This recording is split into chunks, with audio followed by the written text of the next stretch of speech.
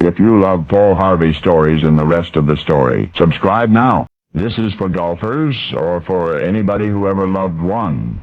Ken hit one great golf shot. It was his third shot on the par 5 15th, an approach to the green, and he nailed it.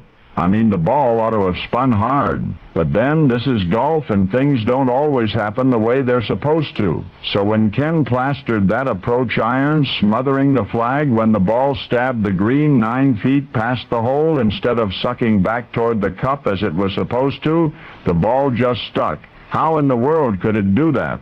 The green is steeply downhill back to front, and the wind is blowing in the same direction. The putting surface is as hard as concrete, and yet that ball just stuck. No way a ball is going to stay put after it lands.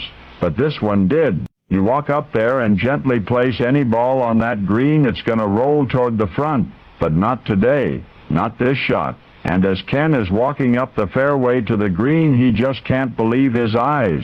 After he marks the ball, is it going to start rolling? But he replaces it. And more intriguing still, how will he ever put that ball softly enough to stop it anywhere near the hole? Well, Ken has to try. Figures he'll just barely touch the ball with the face of the putter, barely start it moving, and maybe it'll get close.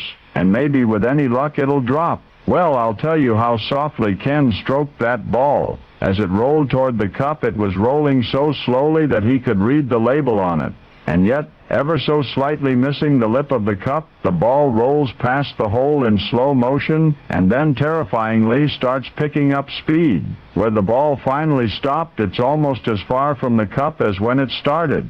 So it's going to take 2 more putts to get the ball underground. Ken bogeys the hole. You ask him today how he lost that tournament, he'll tell you. He knows the shot that cost him the whole shebang, that mysteriously sticky approach on 15 in the final round. Despite winds so strong that they blew the scoreboard down, he hit 15 greens that day and yet lost by 1 stroke. And 1 stroke in particular, one you just saw him make. Ken was an amateur back then, and if he had won that tournament, his future would have been assured. He would have remained an amateur. He would have accepted an offer to become a vice president of Ford Motors.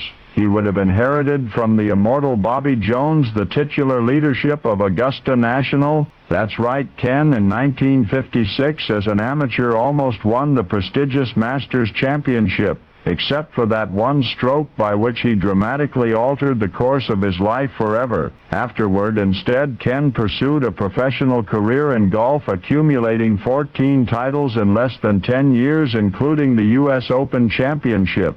The future, as it turned out, brought him such honors as PGA Player of the Year, Sports Illustrated Sportsman of the Year, and a happy 26 years as a golf analyst on television. Would he even have met and married his forever sweetheart? Ken wonders. Had he won that 1956 Masters as an amateur? For Ken Venturi in 1956 was perhaps too young to see how sometimes by losing you win. But now you've just watched him hit a shot that stopped impossibly on a downwind hill.